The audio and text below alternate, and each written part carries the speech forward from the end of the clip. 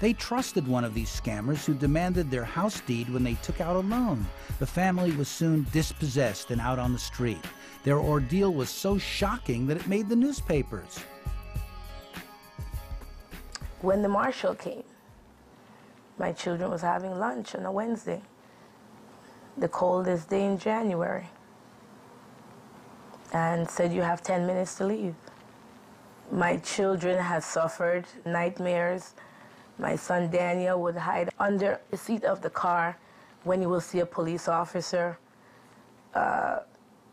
You know, they still remember what they were having for lunch, what they had in the microwave that was left there. They could not even pack their things. Here I am, a hard-working mother of 4 at the time, not wanting to go on welfare. I'm sure they will pay a rent for us and give us food, but that's not our ambition.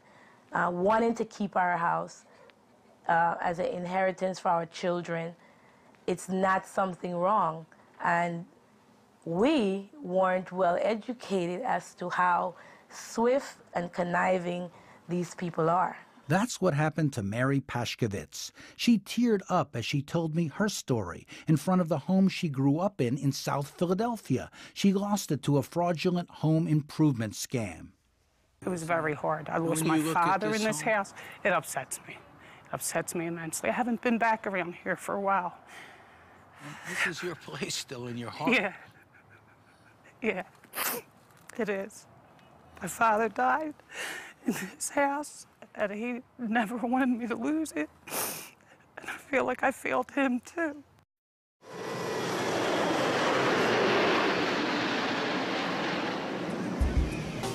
The military, including soldiers just back from Iraq, are also being targeted. The New York Daily News reports more than 100,000 U.S. troops have been saddled with long-term debt in return for short-term cash from payday loan stores, charging interest rates that would make the mob blush. Poorly paid soldiers put up their paychecks as collateral to these high-interest short-term loans. Here in the Norfolk region is the largest naval station in the world. Plus you have the largest naval amphibious base in the world. And 3 years ago, there were 3 payday lenders in the area. As of yesterday, there are now 26. I know some guys that keep using it and using it and using it. And they don't know how to stop because it's money right there in their hand, right quick like. The money's more accessible in this area, so everybody just almost attacks one specific area until it dwindles, and then they just move to the next one. Counselors here at a Norfolk Navy base told us what they're confronting. In this office, we have a completely anonymous survey.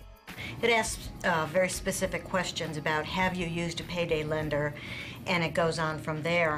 We had 164 respondents recently, and the first question was, did you have to renew your loan to take out another one to pay the first one back? And out of that 164, 111 said yes, they did have to do that. The next question is, if so, how many times did you have to do that? And they range from, we only did it once, 13 people only did it once, to one person who had to roll over that loan 40 to 60 times.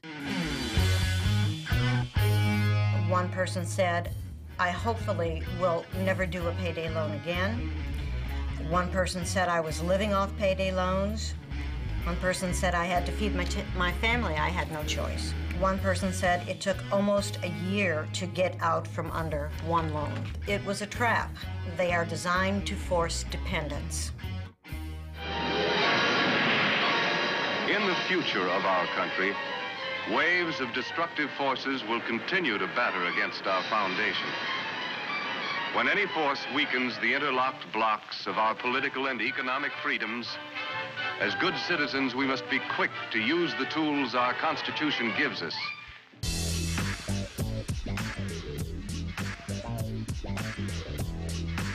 We have people come into our office look like this all the time. They're going, hey, dude, can you get me out? There's 90% of the marriages end on money problems. Conservatives like Nashville radio host Dave Ramsey encourage cutting up your credit cards. These things are gone forever. We're gonna have a bisectomy. We're gonna discover freedom, baby. That's right. We're gonna get rid of the titanium card, right? Oh, out of here, baby. Bank of America. Yeah, I got an American flag in my car. That'll do me just fine, thank you very much. Here's a platinum card. Capital One, let's make it into 2. What do you think? Right? This has been going on long enough. Evil triumphs when good men do nothing.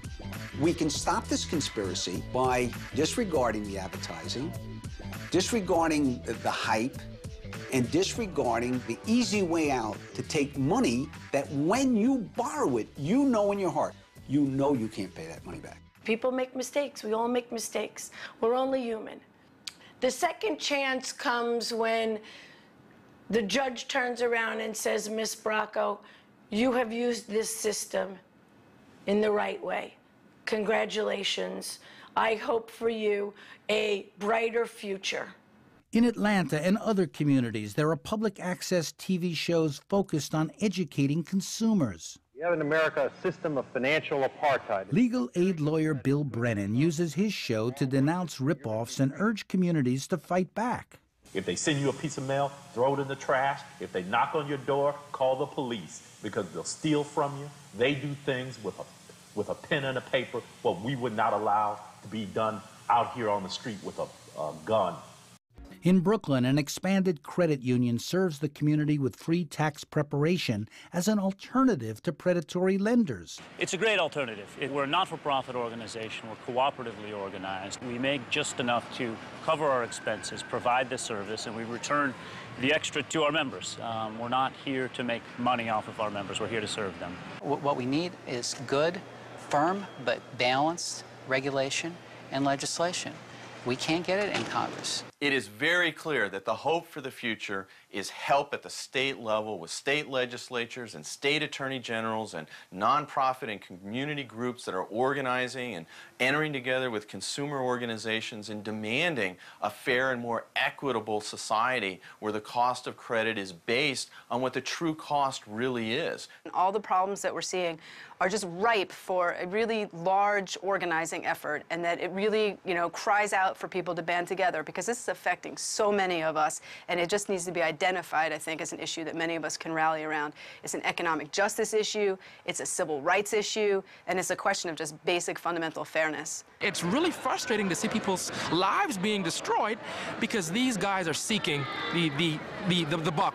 They're just they're chasing revenue, they're chasing profit. It's net income to them. But to us, it's people's lives that are at stake, and so that's the fight that we're in here. I think that this issue can be a catalyst of bringing folks together behind a single idea, and that is that these abuses have to be changed and they have to be stopped. If I were thinking about running for president, and there'll be somebody that come along, and I'm not. I've gone straight. If I were thinking about running for president, I would make this a national issue, and you know why? Because everybody would understand exactly what you're talking about. My tour of our credit card nation was ending. How depressing to find so many people suffering and to realize that I'm part of the problem. I'm back with my calculator, my bills, trying to make ends meet. With billions at stake, with both political parties implicated, it's like a turnstile that you get into, but you never get out of. What can break through and create a sense of national outrage about credit scams and predatory practices? Can this problem become a national issue in a country that seems to believe in debt we trust?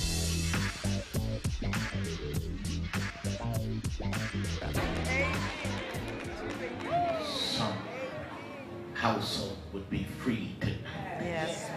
from the burden of debt. Yes. Many believe, like the parishioners of Norfolk's Mount Carmel Baptist Church, in the rhetoric of the Bush administration, that there may be a faith-based solution, an answer from on high. But these parishioners also know that the good Lord helps those who help themselves, and also works in mysterious ways. Some believe that it was divine intervention that caused the recent tragic helicopter accident in the skies over New York. It elicited seething anger, however insensitive, towards powerful credit card companies. An MBNA corporate helicopter down at about 4:40 p.m. today. All were rescued from the water by emergency services. 6 top credit card executives from MBNA, then the largest card company in the country, nearly drowned when their company chopper plunged into the East River near the United Nations. MBNA is the most notorious loan shark credit company in the country. And when their helicopter crashed into the East River with half a dozen senior executives, I mean, it was hard for people like me who've seen the suffering those guys have created not to think this was some sort of biblical retribution. Wilmington, Delaware, that's where the helicopter was heading. I don't wish that on people, but when you've seen the suffering I've had over the last 20 years, part of me felt sorry, but part of me had to feel that maybe there is a God.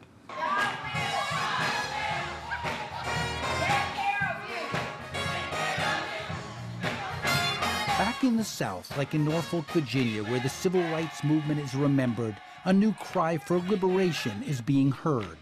I see this as a movement towards liberation. And that's all the civil rights was about, liberating people. What he's teaching us is being free from the enemy, which is debt. We have a president who says he believes in faith-based solutions. Yeah, I heard. Now, you have one, but Exactly. They're not listening in Washington, are they? No, they aren't. They aren't. And so it has to start on this local level, and people like you and other people who are concerned about our problem keep voicing it, then the people, I believe, will catch on. Sammy is out of debt.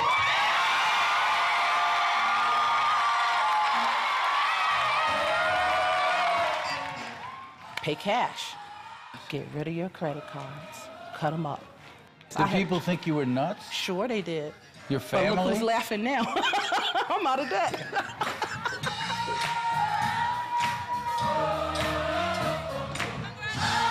In the end, it will take a coming together of all segments of the American people, poor and middle class, white and black, left and right, to press the politicians and the financial institutions for liberation from debt before the bubble bursts. In debt, we do trust. Hell yeah.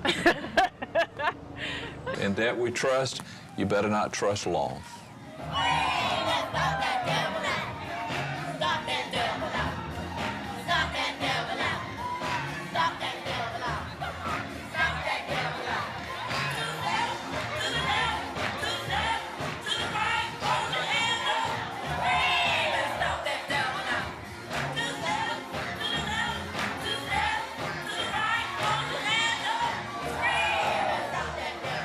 Government is in the red, big time.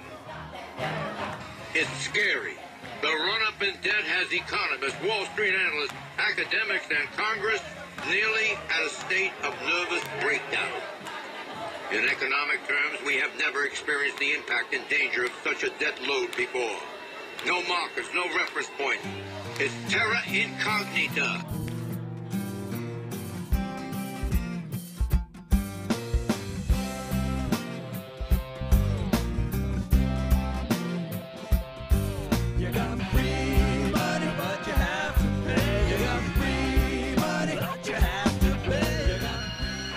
Our time's up already, Mr.